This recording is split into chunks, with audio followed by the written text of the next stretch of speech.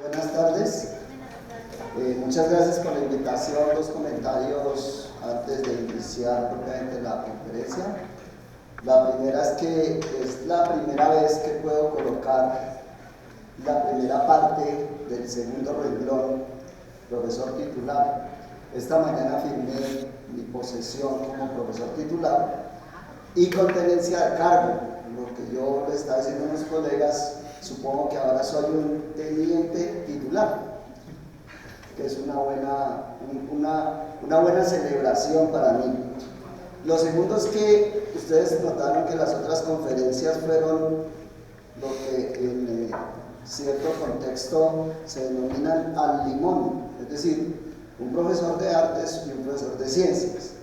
Infelizmente en esta ocasión no fue posible hacer ese trabajo.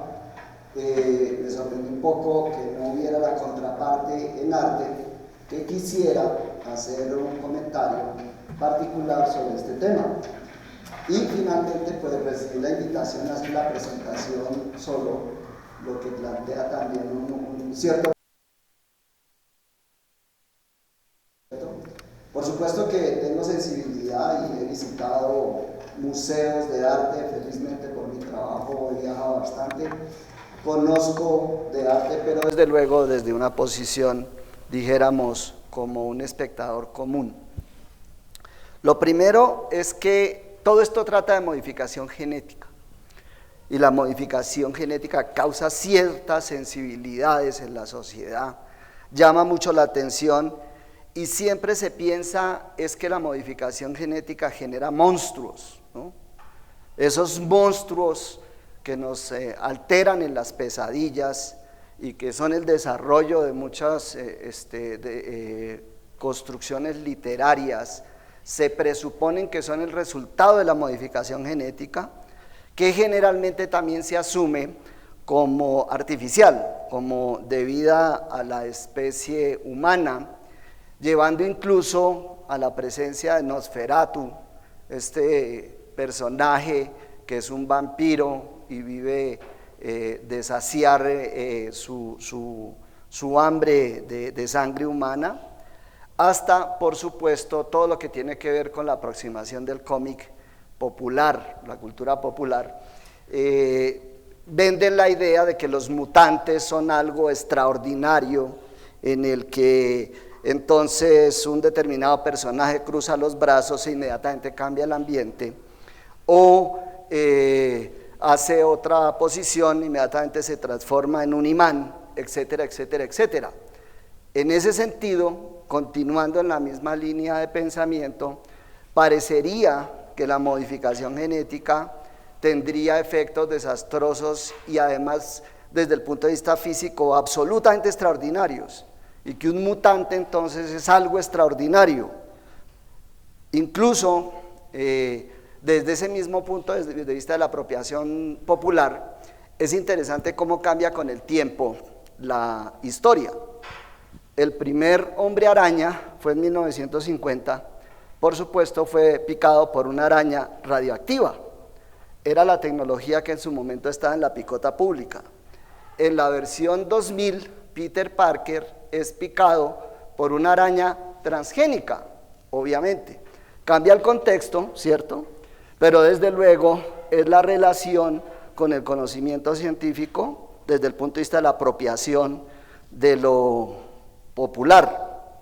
Sin embargo, la naturaleza es mucho más radical que todas estas aproximaciones.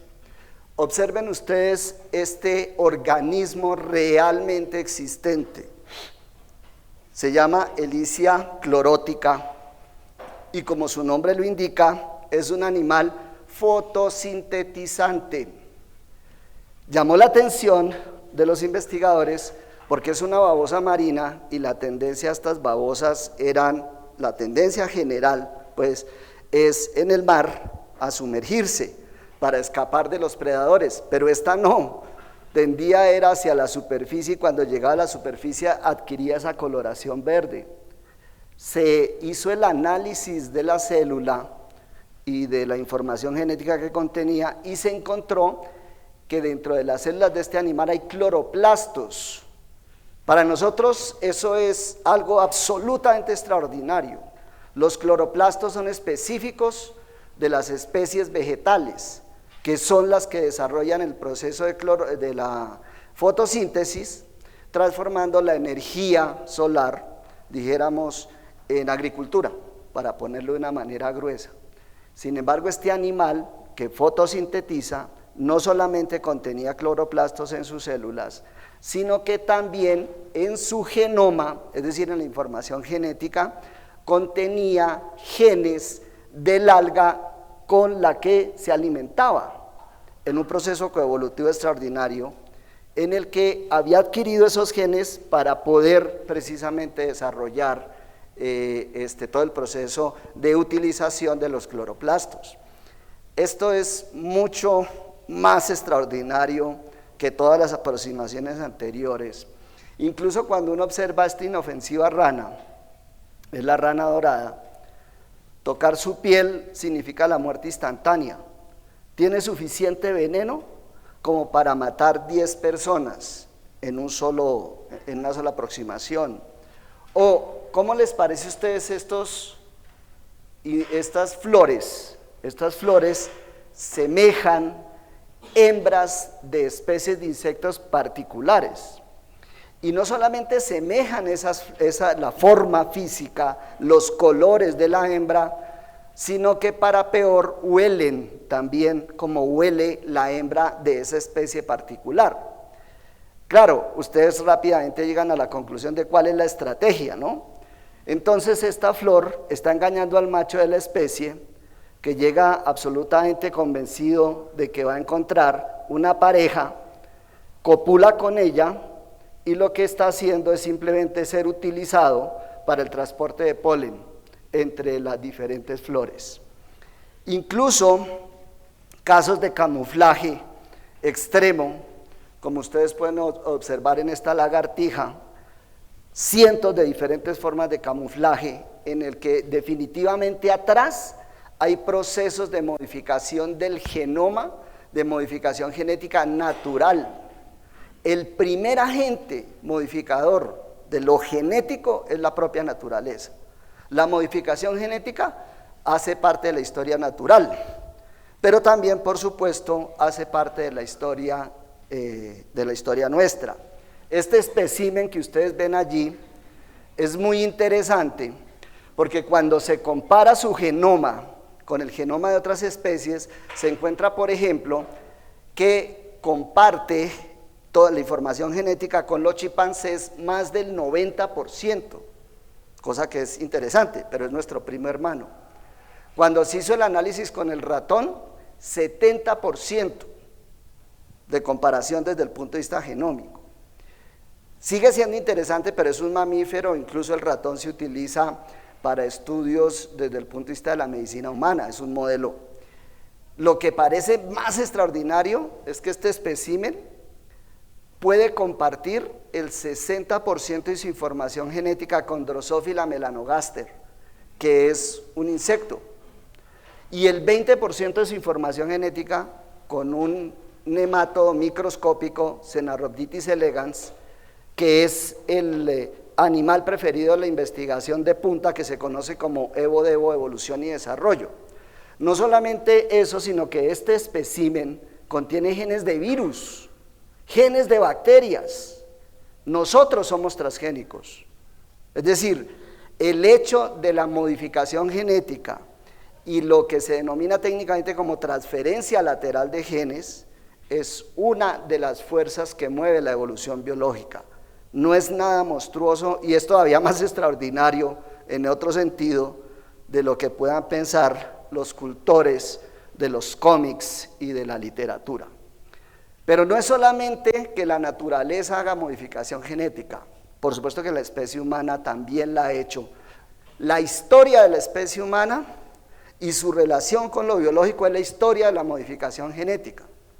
Cuando las mujeres inventaron la agricultura hace 15.000 años, desataron un proceso masivo de modificación genética, no solamente de plantas, también de animales, comenzando por el primero que domesticamos, en la misma época en la que desarrollamos los rudimentos de la agricultura, 15.000 años atrás, el perro, y terminando hace menos de 1.000 años con el pato. Pero todos estos animales, todas estas plantas que hemos domesticado, ha significado que las hemos modificado genéticamente de manera importante. Si no, observen el ancestro de todos estos tipos. Este es el ancestro del perro, el lobo es el ancestro del perro. Miren los sueños, los deseos y las pesadillas de la especie humana, cómo modifica este material, cómo lo transforma, simplemente por selección, originando todos esos tipos diferentes, llevando incluso, uno puede observar en vivo y en directo, procesos que pueden tender a la especiación. ¿Se imaginan ustedes cómo sería el cruce sexual entre una hembra de este tipo con un macho de este tipo? Es imposible.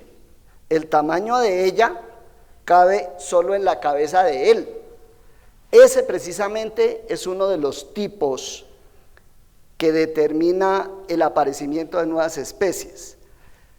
Cómo esta especie se transforma en arcilla en las manos nuestras, dirigido por nuestros sueños y nuestras pesadillas, desarrollamos diferentes formas que cumplen diferentes propósitos de acuerdo a lo que nosotros queremos.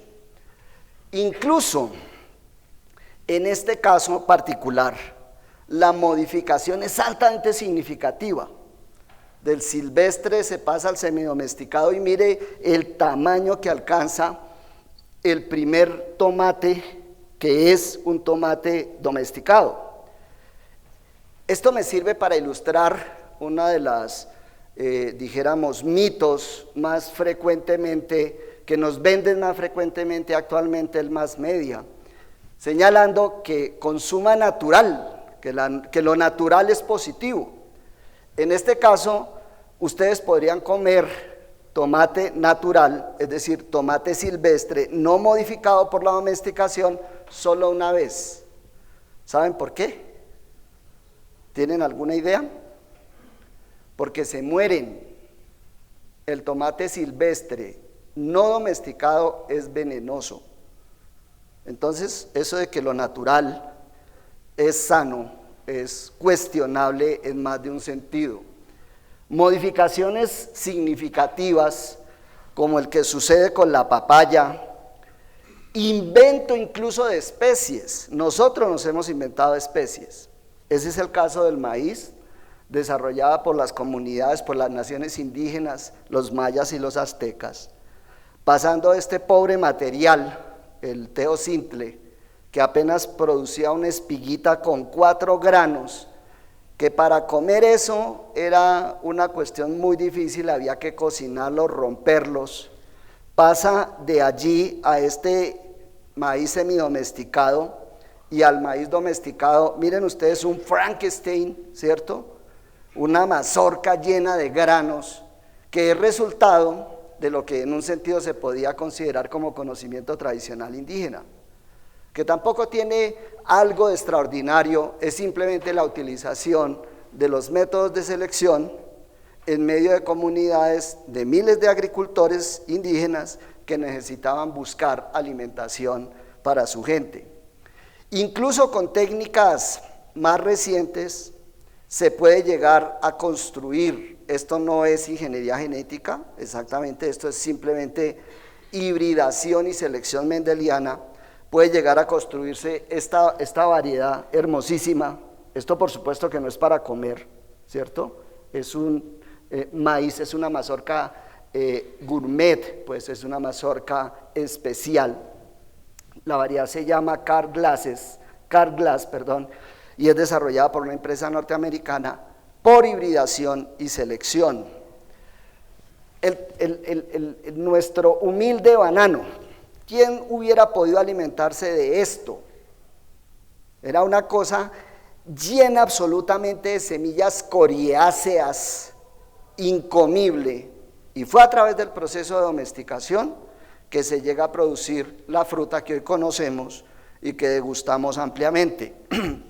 El durazno, todo lo que tiene que ver con los cítricos, todos los diferentes tipos, por ejemplo, en esta especie es un ejemplo muy interesante a mí me parece, en el que el repollo, la col de Bruselas, el brócoli, la coliflor y el colirrábano son la misma planta, es exactamente la misma especie, solo que en un periodo de 2000 años se ha seleccionado de manera diferencial con propósitos diferentes. Pero todo material es la misma especie, incluso uno la puede cruzar entre ellos mismos. Solo con el proceso de selección. 2000 años atrás comenzamos en particular con esta especie, sin saber nada de genética, simplemente guiado por las necesidades humanas. El zapallo igualmente, miren el tamaño del zapallo silvestre y la variabilidad, la enorme variabilidad que hay, y hasta desarrollar procesos como estos, ¿no? Esto no es transgénico, esto no es mejoramiento genético, es la aplicación de una técnica agrícola muy simple. Sin embargo, en algunas conferencias le presentan a uno esto como un ejemplo de transgénico. No, esto es mucho más sencillo, simplemente se coloca en un container, en un contenedor, y la fruta toma la forma de lo que lo va a contener, permitiendo su transporte muy sencillo.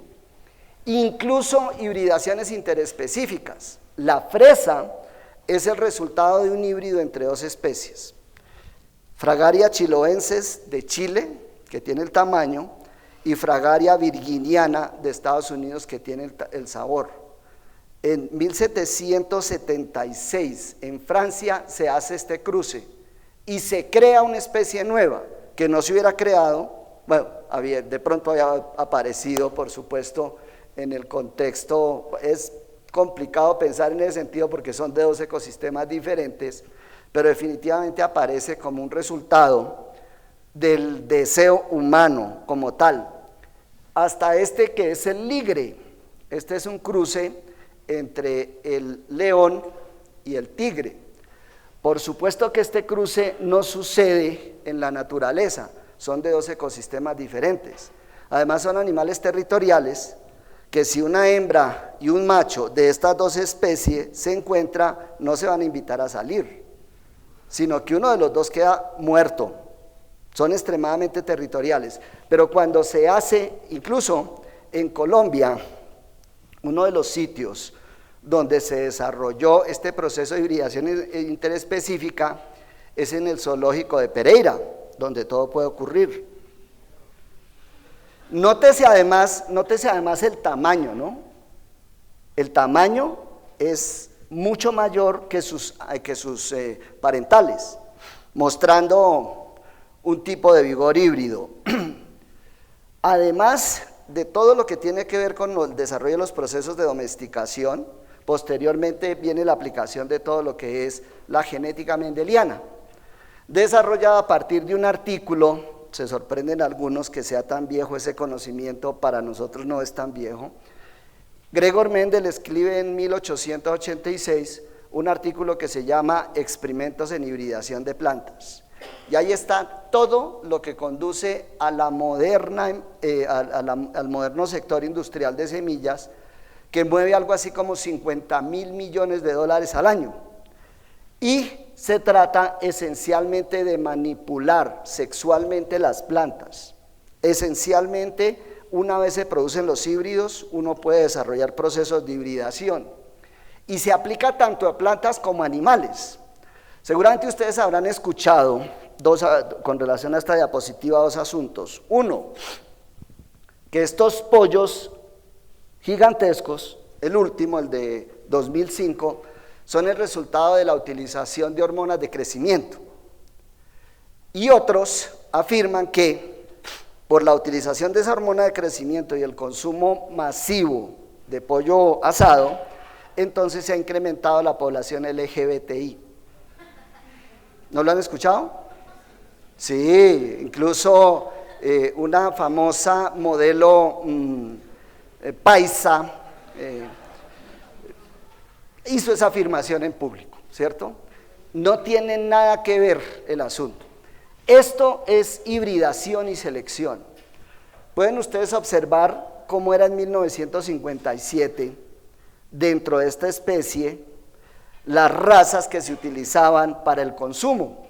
Apenas llegaban a 900.5 gramos. Utilizando hibridación y selección, nada de ingeniería genética, en 1978 se llega a 1.8 gramos, duplicando, ¿cierto?, en un periodo muy corto, el tamaño del animal, y en 2005 ya llega a 4.2 gramos, o sea, se ha multiplicado por 4. Esa potencialidad está dentro de la especie. Lo que hacemos nosotros, los mejoradores genéticos, es simplemente evidenciarla a través de procesos de hibridación y selección. Y eso ha tenido efectos muy fuertes desde el punto de vista de la producción de alimentos. Cuando hablamos de Gregor Mendel y de la aplicación masiva de la genética al mejoramiento genético, vemos, particularmente en plantas, vemos resultados como este. Este es una información basada en datos de los Estados Unidos desde 1870 hasta el 2010. Hasta 1930, por cada unidad de área se producía una unidad. Aquí comenzó a haber un crecimiento significativo a partir de 1930 con la aplicación intensiva del mejoramiento genético mendeliano, hasta llegar aquí alrededor de 1996 comienza la utilización de la ingeniería genética de los cultivos transgénicos y lleva a que en el 2010 por cada unidad de área de producción llegaba a producirse 18 unidades, perdón, por cada unidad de área llegaba a producirse 18 veces lo que se producía en 1870. Esto obviamente tiene unos efectos desde el punto de vista de la producción de alimentos. Si los niños de La Guajira se mueren hoy de hambre, no es porque los investigadores no hayamos hecho la tarea, sino por efecto de este sistema político, por efecto de la corrupción que lleva a que eso suceda. Alimento hay suficiente y hay disponible. Incluso cuando se trata de la aplicación de otras técnicas de modificación genética, como por ejemplo la mutación, puede producir uno mandarina sin semilla o patilla sin semilla. Más de 3.000 variedades de más de 6 especies, todas las que están allí, han sido producidas, comercializadas y comidas por nosotros como efecto de la aplicación de programas de mutación, es decir, de modificación genética. Miren ustedes esta planta que es bien interesante, que me permite explicar un par de fenómenos. Primero, pues esta planta se llama pomato, por razones obvias, ¿cierto? Ustedes pueden observar que en la parte inferior está produciendo papa y en la parte superior está produciendo tomate. Este no es un híbrido interespecífico, ¿cierto?, que ha logrado conjugar la información genética de las dos especies. Este es un injerto. Lo que uno hace es dejar crecer la planta de papa hasta un determinado tamaño, le abre la piel y allí introduce una yema de tomate que se liga a ella y entonces resulta este tipo de planta. Es decir, es un organismo, más bien, es una estructura biológica de 2 pisos.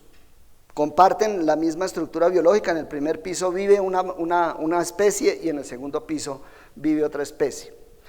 Esto desde luego no tiene una aplicación comercial. Ustedes no van a encontrar 100 hectáreas sembradas de pomato. Es simplemente un negocio que tienen particularmente en España. Le venden a uno la plantica y todo el sistema para que la produzca. Lo interesante fue que descubrieron que en el sitio donde se unen las 2 especies comparten no genes sino genomas completos. Me refiero a lo siguiente: las células vegetales tienen, además del genoma nuclear, tienen el genoma en el cloroplasto y el genoma en la mitocondria, que son 2 organelos. Las mitocondrias En la parte en que se unen las dos especies se pasaban para la otra especie. Entonces en esa parte resultaban células de papa con mitocondrias de tomate y células de tomate con mitocondrias de papa. Otro ejemplo de transferencia lateral. Y eso también se ha notado, por ejemplo, en especies que son parásitas. Plantas que son parásitas de otras plantas, uno los puede observar aquí en la universidad. Y esas plantas que son parásitas de otras plantas, en el punto donde se tocan, también comparten toda esta información genética. Por toda esa razón, esto de consuma 100% natural no pasa de ser más que un mercadeo y es esencialmente un concepto que no tiene sentido desde el punto de vista científico. Nada de lo que consumimos es natural. Todo lo que consumimos ha sido modificado genéticamente por la naturaleza, pero también por los procesos de domesticación y posteriormente por los procesos tanto de modificación vía genética clásica como genética mendeliana. Por esa razón, esto no es nada más sino mercadeo.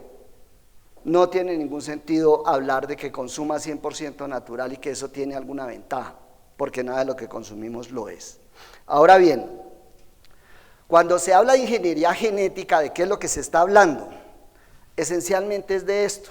Esto lo denominamos, el nombre a mí no me gusta, pero así es como se conoce en la historia de la ciencia, el dogma central de la biología molecular. Eso tiene razones históricas que no vienen al caso. En todo caso, la información está contenida en una estructura de DNA, se transcribe en RNA y se traduce en proteínas. La proteína es la que tiene un efecto físico en el organismo. Entonces, por ejemplo, se descubre un gene que codifica para una proteína insecticida. Si se introduce en una planta, esa planta va a producir esa proteína insecticida y va a autoprotegerse contra el ataque de larvas de insectos, de mariposas o de cucarrones. Esta información, el momento en el que se desarrolla la biología molecular ha traído una serie de resultados bastante interesantes. Uno de ellos es, por ejemplo, en el primer momento en que se desarrollaron todos los procesos del proyecto Genoma Humano, muchos investigadores pensaban que nosotros, debido a nuestra complejidad, bueno, ahí habría que discutir qué es complejidad y cómo se aplica en este escenario, deberíamos de tener por lo menos 200.000 genes, porque nosotros estamos colocados en el topo de la creación, pues, somos la especie dominante, etcétera, etcétera. Entonces, por esa razón, deberíamos tener el mayor número de genes para explicar toda nuestra grandiosidad. Sin embargo, el resultado de la ciencia coloca a la especie humana en su exacto lugar. La especie humana tiene 20.000 genes, alrededor de 20.000 genes, mientras que el maíz tiene 32.000, el arroz tiene 50.000 y el trigo tiene 120.000 genes. El trigo tiene 6 veces más genes que nosotros. Entonces, eso de pensar que somos los más complejos es, por lo menos en este sentido, discutible. E incluso desarrolla procesos, esto de la biología molecular y la genómica, bastante interesantes. Esta fue una fotografía tomada en una marcha de neofascistas en Virginia, ustedes recordarán el caso, con ocasión del ascenso de Donald Trump. La extrema derecha norteamericana estaba muy activa y una de las marchas que hicieron fue precisamente en este estado. Incluso en esta marcha hubo el atropellamiento de una mujer por parte de uno de los participantes. Observen este personaje que está allí con una bandera y él se define como blanco, nacionalista y cristiano. Cuando uno hace el análisis de las 3 afirmaciones, ninguna de ellas es cierta. Primero, no es nacionalista porque contra esa bandera luchó su país y puso cientos de miles de muertos. Segundo, desde el punto de vista del cristianismo, me resulta difícil hablar desde ese punto de religioso, yo soy ateo, pero desde el punto de vista de lo que uno puede entender, no es precisamente una religión de odio y de perseguir a los diferentes. Y desde el punto de vista de su blanquidad, es muy interesante, porque este personaje se somete a lo que se conoce como un análisis de ancestría, que actualmente se puede hacer, porque él estaba seguro que tomándole una muestra de sangre y analizando su genoma, se iba a demostrar que él era 100% blanco. Cuando se le analiza la ancestría y se le demuestra que tiene 20% de negro, este sujeto se quiere morir porque siente que dentro de él está el enemigo. Esos son los resultados de la aplicación de la investigación. Y esta fotografía para mí es muy sugestiva. Es una fotografía de... se me fue el microscopía de barrido. Gracias, Guido. Microscopía de barrido, y está demostrando, aquí está el cromosoma X y el cromosoma Y. Observen ustedes todo el discurso patriarcal, milenario, a lo que se reduce desde el punto de vista molecular.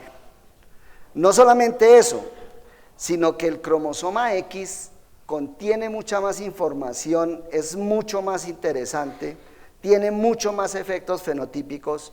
Prácticamente el cromosoma Y, además de 2 o 3 desórdenes, lo único que tiene es los genes que determinan la masculinidad, en algún sentido. Pero todo ese discurso patriarcal queda reducido aquí.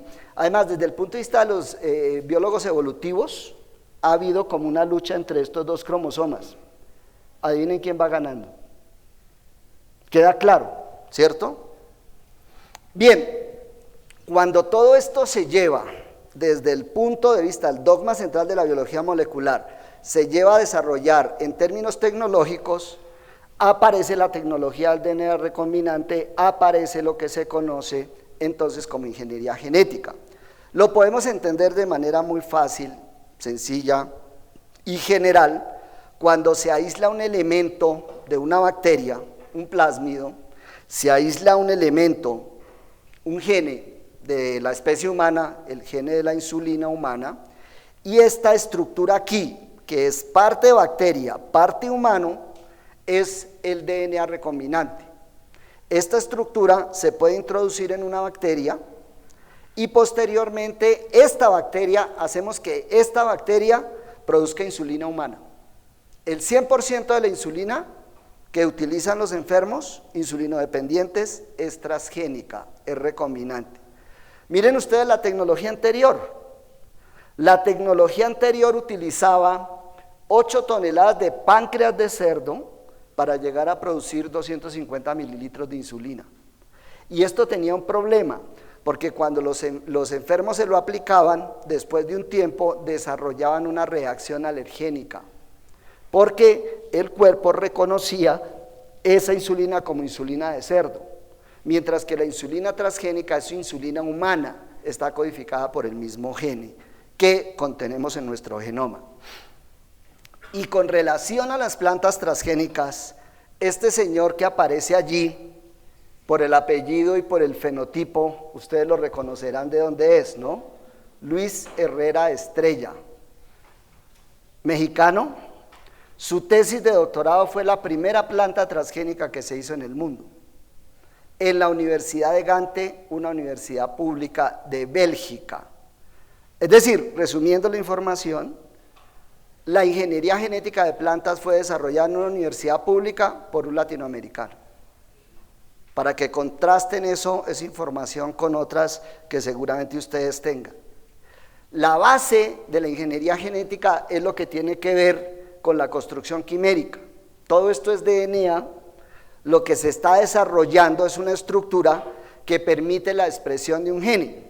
Se llama quimérica porque en términos moleculares es como una quimera de los mitos griegos. Va a tener una parte, la región promotora, por ejemplo, que viene de un virus, la región secuenciadora, por ejemplo, que venga de una planta, y la región terminadora que venga de una bacteria. Entonces es una estructura que al mismo tiempo es virus, planta, bacteria, y se puede introducir en otra planta para producir un efecto o para hacer una investigación en un experimento biológico. Rápidamente, ¿cómo se desarrollan este tipo de plantas? Tenemos aquí una planta de papa. Esa planta de papa está compuesta de células. En esas células se le introduce la información genética utilizando diversas tecnologías. Por ejemplo, una de ellas se llama biobalística. Literalmente agarramos a tiros a las células. Solo que los proyectiles son microproyectiles del tamaño de nanómetros, de oro tungsteno, sobre los cuales montamos la información genética que queremos introducir. El primer momento, entonces, es la obtención de una célula transgénica que, mediante técnicas de cultivo de tejidos, regenera una planta completa. Por lo tanto, en todas y cada una de las células va a existir la información genética que introducimos, produciendo una planta transgénica. Este es el protocolo básico que desarrolló Luis Herrera Estrella en su tesis de doctorado, y es basado en la utilización de discos de tabaco. Utilizando discos de tabaco, le introduce genes de bacteria y hace que se exprese en esa planta en particular. Se han desarrollado muchos, estamos hablando que en el año 2018 se sembraron 180 millones de hectáreas de cultivos transgénicos en 28 países en el mundo.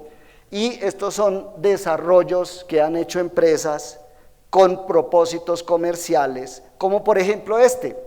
Este es el caso del maíz. En la parte inferior ustedes ven una mazorca de un maíz convencional, y en la parte superior un maíz transgénico que contiene genes que codifican proteínas insecticidas.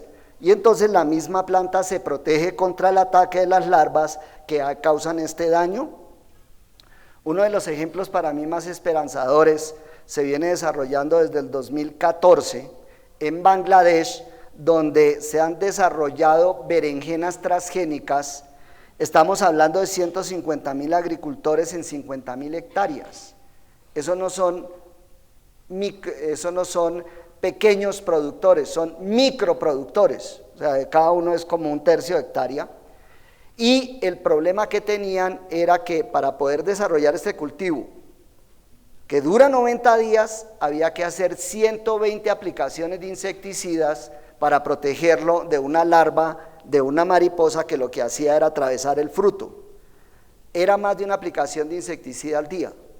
Al final, antes de vender el producto, los agricultores tenían que ponerlo en agua para que se le quitara el olor agroquímico.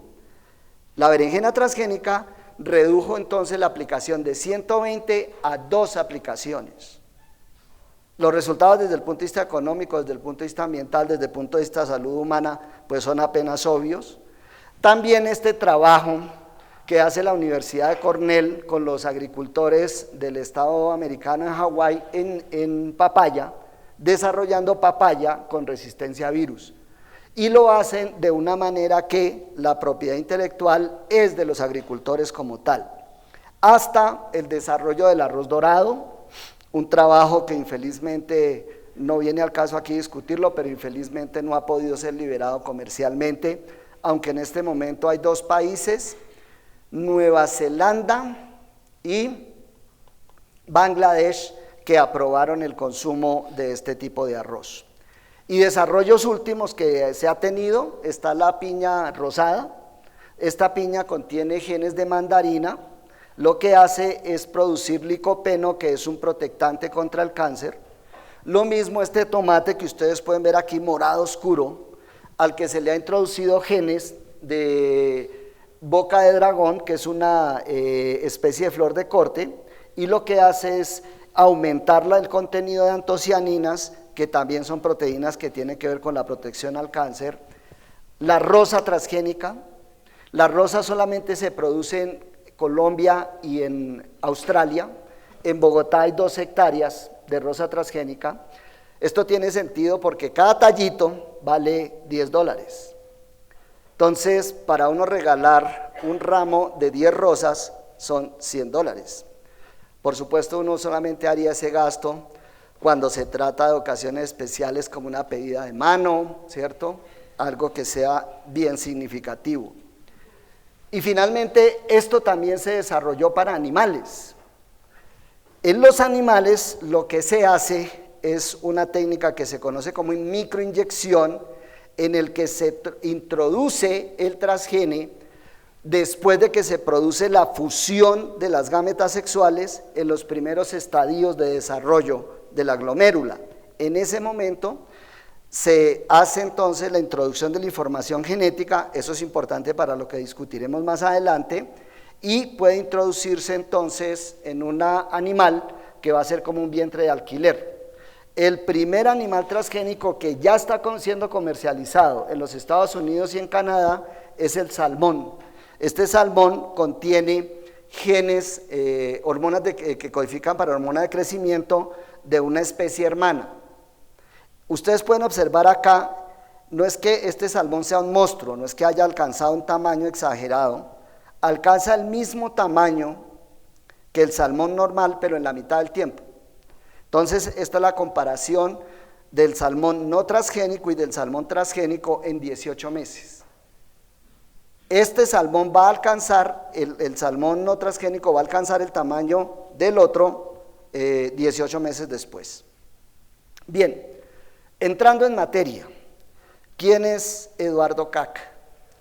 Es un brasilero, nacido en 1962, estudió en la Escuela de Comunicaciones de la Pontificia Universidad Católica de Río de Janeiro, graduándose en 1985. Posteriormente hizo una maestría en Bellas Artes en la Escuela del Instituto de Artes de Chicago en 1990. Desde entonces vive en los Estados Unidos con algunos estagios que ha hecho en Francia y en Inglaterra. Y en el 2003 la Universidad de Gales le otorgó un doctorado. No encontré la información que me permita afirmar si es un doctorado honoris causa o si él desarrolló el doctorado. Estuve investigando bastante la información, pero infelizmente, de todas maneras tiene su título de doctor de la Universidad de Gales. Y es profesor de arte precisamente en la Escuela del Instituto de Arte de Chicago. Ahora, ¿qué es lo que él hace con toda esta información, con toda la estructura de lo que es la ciencia, la ingeniería genética, etcétera? Pues desarrolla procesos artísticos. Uno de ellos, él tuvo una primera fase de trabajo en el que trabajó mucho con informática, telemática, ciencias de la comunicación, ese tipo de cosas. Pero finalizando el siglo pasado y particularmente en este, se dedicó al desarrollo de lo que él llama bioarte, incluso también utiliza el término de arte transgénico. Uno de los primeros desarrollos lo denominó Génesis, lo desarrolló en 1999 con el Centro de Arte Contemporáneo, comisionado por el Centro de Arte Contemporáneo de Linz en Australia. ¿Qué fue lo que él hizo? Él toma la primera frase del Génesis, ¿no? Entonces, la primera frase del Génesis lo que dice es: deje que los hombres dominen sobre los peces del mar y sobre los pájaros en el aire y sobre todas las formas vivas que se muevan sobre la tierra. Toma esa información, ¿cierto?, y la traduce en el código Morse, puntos y rayas. Y después propone un código en el que las líneas van a significar T, es decir, timina, el punto va a significar C, la letra, es decir, citosina, adenina va a ser un espacio y la letra G va a ser, perdón, me perdí aquí. Este es un espacio, ¿no? ¿Sí? Y este es un espacio entre las letras, ¿sí? Es así, es la guanina. Entonces, él toma las letras del código genético y lo traduce, más bien, toma la primera frase del Génesis, lo traduce en código Morse, que lo traduce en el código, no es en el código genético exactamente, sino en las letras de las bases que identifican los nucleótidos. Y entonces lo transforma en una secuencia. Aquí está la secuencia C, T, C, C, C, G, G, C. Esto es lo que nosotros hacemos, secuenciamiento. Entonces, transforma eso en una secuencia, desarrolla este gene, lo convierte, no él, desde luego, él no es un biólogo molecular, contrata un laboratorio que hace todo ese trabajo, él solamente hace la primera parte, entrega la secuencia de DNA y con esa secuencia transforma bacterias. Esas bacterias, entonces, se presentan en una instalación en la que en la parte media está una caja de Petri con las colonias bacterianas. Aquí está la traducción en código genético, en lenguaje genético más bien, y aquí está la frase del Génesis. ¿Qué es lo que está insinuando él? ¿Qué es lo que está planteando desde ese punto de vista? La base genética de la creación está planteando la posibilidad de que un lenguaje tan fuerte, tan determinado como es el lenguaje de la religión, puede llegar a transferirse por medios de la genética hacia organismos. Está planteando la utilización de la biotecnología para desarrollar un proceso artístico. Está planteando la utilización de la biología molecular para desarrollar un proceso artístico. Desde luego que para nosotros esta aproximación, pues es una aproximación muy sencilla. Hacer transformación de una bacteria no es algo que sea técnicamente difícil para nosotros. Pero lo interesante, lo que vuelve interesante y lo que vuelve definitivamente como un proceso artístico es precisamente su utilización de la fuente. Atreverse a tomar la primera frase del Génesis de un libro que ha movido tanto de la historia humana para convertirlo mediante biotecnología en una instalación biológica. Este segundo resultado ha sido también bastante controversial, es por el que más se le conoce, es el conejo alba. Este fue desarrollado en el año 2000 en Aviñón, en Francia, por parte del Instituto Nacional de Investigación Agronómica. Eduardo Kac lo que hace es desarrollar el concepto. Los biólogos moleculares hacen el experimento. Este experimento además es un experimento complejo, se gastan cerca de 2 años para desarrollar el organismo. ¿Qué es lo que hacen? Introducen en un embrión de conejo blanco un gene de una medusa que codifica para una proteína de fluorescencia verde. Cuando el conejo se ilumina con una luz azul, ese es el resultado. El resultado es que fluorece en la oscuridad con esa fluorescencia verde. Él incluso quiere llevarse al conejo, llevarse a Alba, para cruzarlo con otro conejo no transgénico y tener descendientes y mirar qué es lo que puede pasar allí. Si esa característica se mantiene, nosotros sabemos que se mantiene. Incluso podemos predecir, porque estos son alelos dominantes, se pueden predecir cómo va a ser la descendencia. En este caso en particular, tuvo una pelea bastante fuerte con los investigadores del Instituto Nacional de Investigación Agronómica que desarrollaron el conejo, no le permitieron llevárselo, ¿cierto? Por considerar incluso que desde el punto de vista de bioseguridad no podía liberarse un animal transgénico así porque sí, porque con todo respeto un artista lo dijo, tenía que someterse a las reglas desde el punto de vista de bioseguridad. Él estuvo bastante indignado con el asunto, Incluso se dio una discusión muy interesante de quién es la idea, ¿sí? Porque entonces el investigador, pues yo fui el que hice el conejo, y el otro sí, pero yo fui el que tuve la idea. Pero entonces, como para aterrizar eso, miren esto. Primero, desde el punto de vista de la modificación genética, lo que se ha hecho en los conejos, eso es una cosa brutal. Ustedes encuentran conejos enanos de este tamaño y conejos gigantes de este tamaño, con toda esa cantidad de variaciones en el pelaje. Después del proceso de domesticación del conejo, vino todo el proceso de utilización masiva de la genética clásica, y ustedes tienen conejos de todos los colores, olores, sabores y tamaños. No solamente eso, sino que esta proteína, este gene, GFP, se ha utilizado en cientos de estudios. Nosotros hacemos estudios, estos tipos de genes los denominamos genes reporteros de la expresión.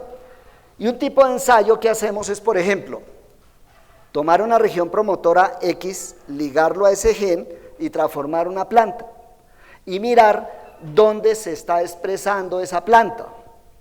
Por ejemplo, en este caso ustedes pueden observar aquí tabaco con ese mismo gene. Por la forma como se expresa, sabemos que esta es una región promotora constitutiva. Y aquí pueden ustedes observar ratones transgénicos con ese mismo gen, ¿cierto? Estos, una camada, aquí hay 3 ratones transgénicos y 3 ratones no transgénicos, 3 ratones convencionales. Entonces, desde el punto de vista del desarrollo, desde el punto de vista del desarrollo tecnológico, no es nada nuevo. Es nuevo es que se presente un organismo como un producto artístico. Y en ese sentido, Eduardo Kach lo que plantea es que de todas maneras es una forma de vida, y como forma de vida tiene que ser respetada y tiene que ser tratada como tal, que al mismo tiempo es un organismo, pero al mismo tiempo es una expresión artística. No se puede objetivizar en ese sentido, no es objeto de arte. Y entonces se mete en una discusión bien interesante desde el punto de vista de lo que implica la apropiación de la biotecnología, de la biología molecular, de la ingeniería genética por el arte. Este trabajo fue todavía un poco más adelante y fue más radical, en un sentido. Lo llamó Historia Natural del Enigma. Lo desarrolla en el 2003 con la Universidad de Minnesota, en particular con este investigador, Neil Olszewski. ¿Qué es lo que hace? Transforma petunia, pero no la transforma con qué genes. Entonces, aíslan un gen que uno puede prever que es particular de Eduardo Kach. Es un gen de un anticuerpo. Como el sistema inmunológico, ese tiene memoria genética, es una memoria genética particular del individuo, entonces algunos de estos genes que codifican para anticuerpos puede ser particular. Aíslan el gene del anticuerpo de Eduardo Kach y lo colocan bajo una región promotora que ya había investigado Neil. Esa región promotora hace que ese gen se exprese única y exclusivamente en las venas de los pétalos de la petunia. Él se refiere entonces a esta planta como plantianimal, y se refiere como edunia, porque desde el punto de vista de él es sus genes con los genes de la planta, planteando una interacción desde el punto de vista artístico de la genética humana, de lo humano con lo propiamente vegetal. Nuevamente, es una aproximación interesante, pero desde luego que no es una aproximación nueva. Primero, la modificación genética por la vía de la hibridación y la selección mendeliana. Aquí puede observarse todos los cientos de variedades que hay en petunia, las diferentes colores, y esta es una muestrica, ¿no? Aquí no hay, desde luego, toda la variabilidad genética. Y lo segundo, la utilización de genes humanos. Este fue un trabajo que se publicó en 1997, lo hicieron en Francia. Fue tabaco al que se le introdujo los genes que codifican para hemoglobina humana. Ahí publicaron tabaco transgénico que funciona como sangre humana. Incluso en la revista, muy interesante, publicaron una planta de tabaco que se le rompe una hoja y mana un charco de sangre así. No, la sangre es un tejido complejo. Uno de los componentes de la sangre es la hemoglobina, que tiene un papel particular en el transporte de oxígeno, pero nada más. Desde ese punto, la utilización de genes humanos en el desarrollo de la investigación científica no es nuevo, es algo que ya se ha hecho, que se hizo previamente. Lo nuevo es el discurso de él, ¿no? Y la apropiación mediante un nombre, Edunia, de un genoma en particular. Incluso desarrolla un proceso en el que produce semillas, y entonces ya es Edunia 2. No recuerdo en qué centro en qué instituto de arte está la planta con las semillas de la generación de lo que nosotros conocemos como generación F1. Y de ahí pues él plantea la generación, ¿cierto?, de una variante genética que va a mantener y a continuar para siempre manteniendo sus genes dentro de ese genoma. Este trabajo que hizo en el 2004, esta instalación, se llamó MOVE36 y tiene unas aproximaciones interesantes. En el 2002 es el momento de la historia en el que la computadora Deep Blue le ganó la partida de ajedrez a Garry Kasparov. Es la primera vez que la inteligencia artificial nos derrota en un juego, en el juego ciencia que llaman. Para escenificar todo lo que sentía en relación con esa derrota de la especie humana por la inteligencia artificial, desarrolla entonces una instalación en la que coloca un tablero de ajedrez con tierra blanca y negra, y exactamente en el cuadro donde se produjo la derrota de la especie humana, planta una planta de tabaco transgénica con un gen que él denomina gen cartesiano. Hace exactamente lo mismo que hizo en Génesis, ¿recuerdan? Exactamente lo mismo, pero lo que traduce es la máxima cartesiana, pienso, luego existo. Entonces, de una manera irónica, ¿cierto?, plantea la derrota de nuestra especie por la inteligencia artificial mediante la utilización de la tecnología, mediante la utilización de la biotecnología. Y finalmente, de los trabajos que él ha desarrollado, el último que encontré en esta línea, por lo menos en la revisión que tuve que hacer, es reconocer que este artista lo venía siguiendo hace algún tiempo, pero no ha tenido tiempo de sentarme a mirar las cosas en detalle, e infelizmente en estas alturas del semestre tampoco tuve mucho tiempo. Estamos terminando el semestre y ha sido, ustedes saben, bastante fuerte el escenario. Este se llama Espécimen de un secreto acerca de descubrimientos maravillosos. Lo hizo en el 2006.